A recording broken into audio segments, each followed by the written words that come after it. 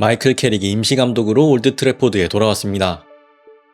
첫 경기부터 더비 매치, 맨체스터 유나이티드와 맨체스터 시티 경기 리뷰입니다. 캐릭 감독은 수비적인 접근 방식을 가져갔습니다. 맨시티가 왼쪽으로 전개하고 베르나르도 실바가 하프 스페이스로 뛰어가는데요. 오른쪽 윙어 아마드 디알로와 카세미르는 하프 스페이스 방어에 대한 의지가 강했습니다. 측면에서 공을 잡은 도쿠는 달로의 압박이 들어오자 리턴 패스했고 그 이후 로드리의 세메뇨를 향한 반대 전환입니다. 동시에 리코 루이스의 하프 스페이스 움직임도 이루어지지만 도르구와 루쿠쇼는 계획대로 움직이면서 측면과 하프 스페이스를 방어합니다. 다만 측면 협력 수비 형태는 아니었기 때문에 세메뇨는 중앙 쪽으로 드리블을 시도할 수 있는데요. 이후 중앙으로 패스한 공을 카세미르가 끊어냅니다. 맨시티는 곧바로 소유권을 되찾은 뒤 다시 왼쪽으로 넘어가 보지만 이번엔 달로가 하프 스페이스를, 아마드가 측면을 방어하고 있습니다. 맨유 좌우 윙어들의 적극적인 수비 가담에 제레미 도쿠는 골라인 쪽 돌파를 시도하지만 아마드가 속도에서 밀리지 않으면서 수비에 성공합니다. 이 경기 맨유는 미들블록 단계에선 4-4-2 형태입니다. 맨시티는 지공 시 리코 루이스가 중앙에 들어오는 3-2-5이기 때문에 백라인에서의 수적 우위를 바탕으로 파이널 서드에 쉽게 진입할 수 있었는데요. 우측 전개 시에는 리코 루이스까지 하프 스페이스로 전진하면서 3-1-6 포메이션입니다. 맨유는 여기에 대비해 윙어를 수비 라인까지 내리면서 하프 스페이스를 방어했습니다. 맨시티가 반대로 넘어가더라도 크게 다르지 않습니다. 6-2-2의 아주 수비적인 형태입니다. 다만 이런 6-2-2 포메이션은 이 공간에서의 얼리 크로스를 쉽게 허용합니다. 그걸 박스 안에 배치된 많은 수비수들이 제공권을 통해 막아내는 게 관건입니다. 그런데 맨유 수비가 제공권에서 밀리는 구역이 있죠. 홀란과 리산드로를 포함한 저 위치에서는 맨시티가 높이에서 우위를 점할 수 있습니다. 이걸 아케의 얼리 크로스를 통해 공략할 수 있을 텐데요. 얼리 크로스를 통해 위협적인 장면을 지속적으로 만든다면 이렇게 맨유의 수비를 끌어당긴 뒤 원하던 하프 스페이스도 공략할 수 있습니다. 그런데 맨시티는 이 경기 이런 시도가 매우 부족했습니다. 펩 가르디올라 감독은 경기 후 인터뷰에서 이러한 점을 인정하고 자신들이 너무 예측 가능했다며 성찰하기도 하였습니다. 자, 다시 경기 장면입니다.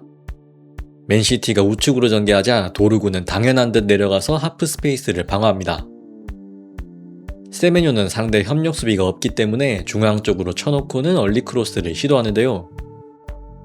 이때 순간적으로 맥과이어가 혼란을 신경 쓰느라 뒤에서 침투하는 베르나르도 실바를 놓쳤고 완벽한 프리헤더 상황. 빗나가긴 했지만 이런 시도가 많았어야 했습니다. 이번에는 왼쪽으로 연결되는 맨시티의 전개. 네이선 아케는 아마드가 완전히 내려가 있기 때문에 전진 드리블을 할 수 있습니다.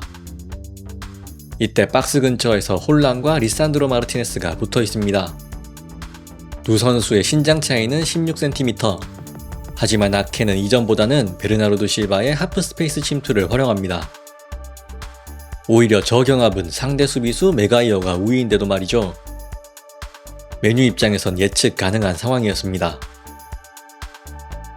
도쿠가 왼쪽 측면에서 공을 잡으면 지속적으로 팝포스트에서의 제공권 우위 상황이 발생하지만 아케는 그냥 중앙에 패스합니다.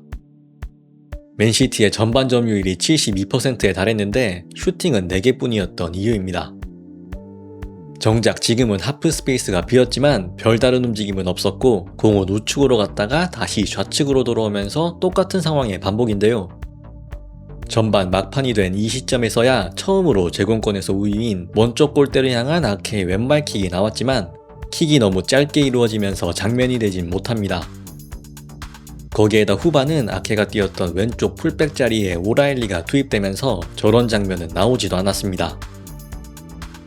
그럼 이제 바꿔서 맨유의 공격에 대해 이야기해보겠습니다. 맨유의 1차 빌드업이 우측으로 넘어가자 베르나르도 실바가 자신의 마크맨 카세미르를 따라가면서도 뒤에서 움직이는 대표팀 동료 브루노 페르난데스의 움직임을 의식합니다. 맥과이어가 달로에게 패스하는 와중에도 몇 번이나 고개를 돌려 브루노를 확인하다가 다시 카세미르를 압박하는데요. 그 틈에 브루노 페르난데스는 우측으로 빠져서 달로의 패스를 받은 뒤 원터치로 아마드 디알로에게 패스를 내줍니다. 어쩌면 이 순간 베르나르도 실바는 아차 싶었을 것입니다. 다만 여기서 아마드의 원터치 패스는 혼란에게 연결되면서 맨시티에게 찾아온 좋은 기회. 하지만 혼란은 동료를 활용하지 않고 직접 돌파하다가 루크쇼의 수비에 막히고 맙니다. 이때까지만 해도 메뉴의 빌드업에 대한 큰 기대는 없었습니다. 포백으로 돌아온 맨유는 클래식한 2사 형태로 1차 빌드업 대응을 갖춥니다. 맨시티는 평소와 크게 다르지 않은 압박 구조인데요.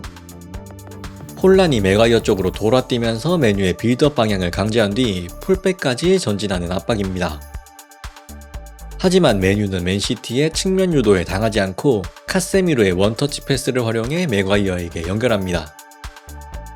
여기까진 요즘 많은 팀들이 사용하는 빌드업 패턴인데요.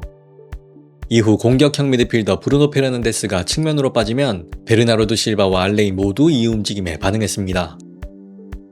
이후 맨유는 벌어진 로드리와 베르나르도 실바 사이로 내려온 은베모에게 패스를 찌르고 은베모는 내려와 원터치로 브루노 페르난데스에게 패스를 돌려놓습니다. 여기서 포인트는 알레인이 비우고 나온 공간으로 아마드가 침투하면서 아케를 당기고 이때 발생한 측면을 브루노 페르난데스나 달로가 활용하는 패턴입니다. 말씀드린 혼란에 돌아뛰는 압박에 라몬스가 전진 패스하고 카세미로가 원터치로 맥과이어에게 내주는 패턴입니다. 여기서 베르나르도 실바는 뒤에 있는 브루노 페르난데스를 확인하고는 측면으로 이동하는데요. 알레인도 브루노 페르난데스를 막기 위해 끌려 나왔습니다. 이때 맥과이어는 벌어진 중원으로 내려온 은베모에게 전진 패스. 은베모는 내려와서 브루노 페르난데스에게 원터치 패스를 내줍니다. 캐릭 감독이 이런 장면을 원했기 때문에 세슈코가 아닌 은베모가 이 경기 원톱으로 출격한 거겠죠. 이때 아마드가 알레인이 비우고 나온 공간으로 아케를 끌고 침투하고 달로는 넓게 펼쳐진 우측으로 전진합니다. 브루노 페르난데스의 리턴 패스를 받은 은베모는 달로를 활용해봤지만 오프사이드 깃발이 올라갑니다. 앞서 설명드린 메뉴 수비에 질린 맨시티가 식스백이 갖춰지기 전에 속공을 시도해보지만 라몬스 키퍼에게 잡힙니다. 라몬스는 빠르게 카세미로에게 던져주면서 카세미로가 쉽게 돌아서는데요. 이번에도 브루노 페르난데스의 측면 움직임에 베르나르도 실바가 따라갔고 이 틈에 내려온 은베모에게 전진 패스가 연결됩니다. 은베모는 역시나 브루노 페르난데스에게 원터치 패스를 돌려놓습니다. 여기에다 아마드가 알레인이 비우고 나온 공간으로 침투하면서 맨유가 순식간에 만든 좋은 기회. 패스를 받은 아마드는 돈나룸마까지 제쳐버리고 골망을 흔들었지만 또 한 번 오프사이드였습니다. 하지만 맨유는 전반전 28%의 점유율로도 속공 빌드업과 역습을 통해 위협적인 장면을 지속적으로 만들었습니다.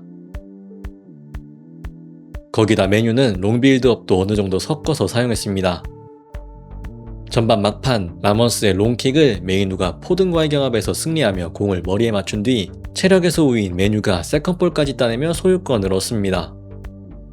이후 전개가 우측으로 연결됐고 아마드가 메이누에게 패스하는데요. 이번에도 포든이 메이누에게 붙어보지만 메이누는 소유권을 잘 지켜낸 뒤 달로에게 패스를 내줬고 이 공은 맥과이어를 거쳐 리산드로 마르티네스에게 연결됩니다. 그런데 여기서 포든이 메이누와 경합하느라 자신의 원래 마크맨 리산드로 마르티네스를 놓쳤고 다른 선수들도 벌써 지친 건지 별다른 움직임이 없습니다.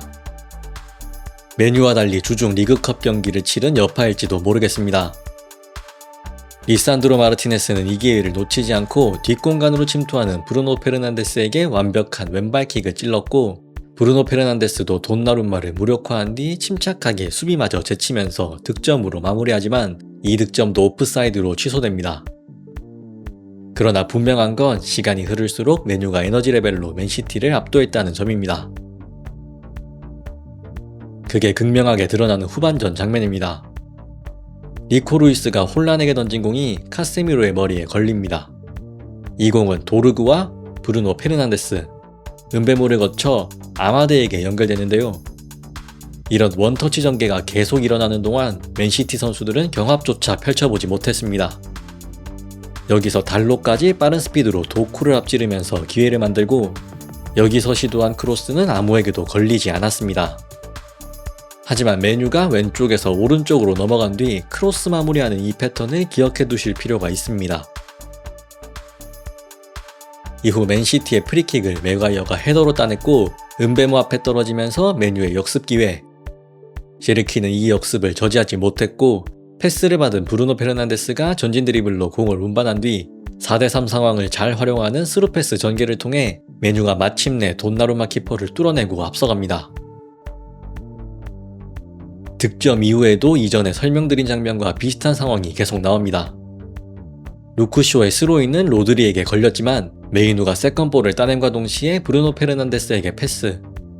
브루노는 반대편으로 질주하는 아마드에게 공간 패스를 찔렀고 이번에도 달로는 부지런한 오프더볼 움직임을 통해 기회를 만들었지만 아마드가 욕심을 부리면서 무산됩니다. 이번에도 마찬가지입니다.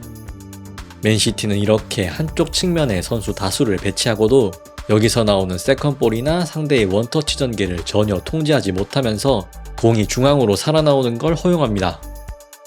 교체 투입된 쿠냐에게 연결되자 달로는 또 한 번 오프더볼 움직임으로 상대 수비에 관심을 끌고 우측 아마드에게 전개가 연결되는데요. 이 패스가 살짝 뒤로 가면서 공격 흐름이 죽는 듯 했지만 다시 측면으로 이동한 쿠냐가 골라인 쪽 돌파 이후 수비수와 골키퍼 사이로 땅볼 크로스를 올립니다. 니코 루이스 뒤에 있던 도르구가 순간적으로 잘라 들어와서 추가골. 메뉴가 또 한 번 임시감독 효과를 경험하는 순간입니다. 마이클 캐릭 임시감독의 메뉴는 속공과 역습, 그리고 끝없는 오프더볼을 통해 맨체스터 더비에서 승리합니다.